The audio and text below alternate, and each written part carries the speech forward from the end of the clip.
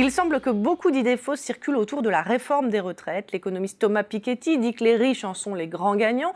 D'autres disent que les fonctionnaires sont les perdants. Peut-on enfin avoir un regard apaisé sur les questions d'équité et d'inéquité du système actuel et de la réforme? Je me tourne vers notre invité Vincent Touzé. Bonjour. Bonjour. Vous êtes économiste à l'OFCE et spécialiste des questions de retraite, justement. Alors, est-ce que le système actuel crée de grosses distorsions? Alors, le système actuel, il est compliqué parce qu'il repose sur 42 régimes. Et c'est une multitude de régimes, ça nuit un peu à la clarté du fonctionnement du système, et ce qui n'est pas forcément favorable peut-être à une adhésion citoyenne, en disant voilà, je ne comprends pas ce qui se passe, je ne comprends pas bien les réformes, et quelque part, le citoyen pourrait être suspicieux en disant voilà, il y a des régimes qui sont plus avantageux que d'autres, et donc ça peut nourrir aussi un sentiment d'injustice. Mais au-delà du sentiment d'injustice, est-ce que selon vous, économiste, il y a vraiment des distorsions dans le système actuel? Alors, il y a des différences de traitement. C'est-à-dire qu'il y a des régimes qui accordent des droits plus tôt pour partir à la retraite, qui calculent le montant de la pension de façon différente. Mais grosso modo, il n'y a pas de gros désavantagés par le système actuel, finalement. Alors, après, c'est toujours un peu difficile à appréhender, notamment pour les régimes de la fonction publique ou les régimes spéciaux, savoir qu'est-ce qui est lié au contrat de travail et qu'est-ce qui repose sur une retraite, je dirais, normale, dans le cadre qu'on aurait obtenu dans le cadre d'un contrat de travail privé. Bon, ce que vous nous dites finalement, c'est que ce n'est pas si simple que ça. Mais alors, avec la réforme, du coup, est-ce qu'il y aura des gagnants et des perdants? Alors, aujourd'hui, donc, on a un changement du mode de calcul qui va s'opérer progressivement. Et donc, forcément, si on change le mode de calcul, le mode de calcul à la retraite, il peut être plus avantageux pour certains types de carrières et plutôt pour d'autres types plus désavantageux.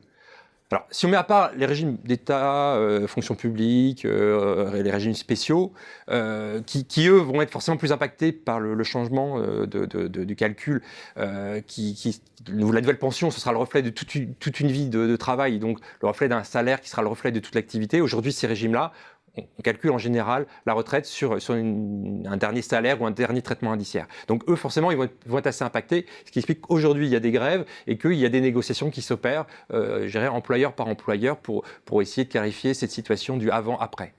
En revanche, pour le secteur privé, pour les gens qui travaillent dans le secteur privé, aujourd'hui, on est déjà habitué à avoir un système par points. Donc un système par points, qu'est-ce que c'est? C'est je cotise, mes cotisations, elles me donnent des points. Et le jour où je prends ma retraite, je regarde mon stock de points. Le point, il a une valeur liquidative en termes de pension retraite, et j'obtiens le montant de ma retraite. Donc, alors, toujours est-il que cette retraite par points, c'est qu'une partie de la retraite aujourd'hui des salariés du secteur privé. C'est à peu près un tiers, pour faire simple. Et les deux autres tiers, c'est une retraite qui, elle, n'est pas par points, qui est donc une retraite à prestation définie, qui repose sur un salaire de référence, et ce salaire de référence, on le calcule sur les 25 dernières années. Et forcément... Les 25 meilleures années. Oui, ou les 25 meilleures, oui, voilà, en espérant que les 25 dernières soient les meilleures, mais oui, les 25 meilleures années. Donc forcément, c'est vrai que le système par points, ça va refléter toute une vie de travail, et donc quelque part la pension elle va être attachée à une sorte de salaire moyen de vie professionnelle, et la retraite de base, elle, peut être vue comme meilleure dans la mesure où elle est calculée sur les 25 meilleures années. Mais toujours est-il que pour certains, le nouveau calcul peut être meilleur et pour d'autres moins intéressant. Grâce à la valeur du point qui va évoluer en fonction du salaire moyen? Voilà. Alors ce qui se passe, c'est que pour quelqu'un qui a une carrière professionnelle peu dynamique, c'est-à-dire qu'un salaire qui va moins vite que la moyenne, eh bien, les points qu'il va accumuler, ils vont valoir de plus en plus cher par rapport à lui, sa carrière qui va moins vite que la valeur du point. Donc, quelque part, ce mode de calcul-là va lui être plutôt favorable.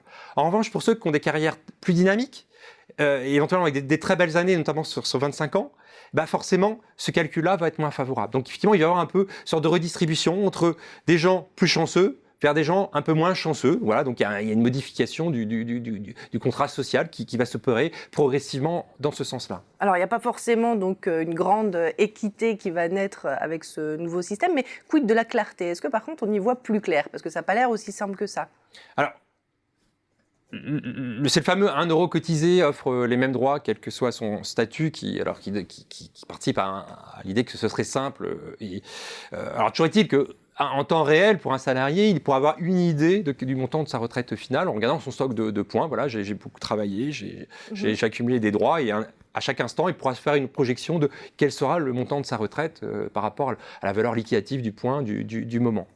Après, voilà, il peut y avoir d'autres éléments qui peuvent créer de la complexité. Ça va être plutôt la transition entre l'ancien système et le nouveau système, sachant qu'on va avoir des générations qui seront à la fois qui vont continuer à accumuler des droits dans l'ancien système et dans le nouveau système. Et là, c'est là que la complexité, la transition, c'est toute la complexité de l'ancien système qui doit faire converger 42 régimes vers un système universel qui crée toute cette complexité. Parce qu'entre le avant-après, on voit un peu la logique des deux systèmes. Mais c'est comment on va y aller, à quel rythme, quelle génération va être impactée. Donc là, effectivement, il y a tout l'aspect temporel de transition qui crée une nouvelle complexité. C'est là, simplifier, c'est complexe, et on arrive un peu à ce paradoxe-là. Merci beaucoup Vincent Touzé pour votre éclairage. Et donc, si j'ai bien compris, pour résumer, ce seront plutôt les carrières longues qui seront un petit peu désavantagées avec ce nouveau système, contrairement aux carrières incomplètes qui seront, elles, plus protégées.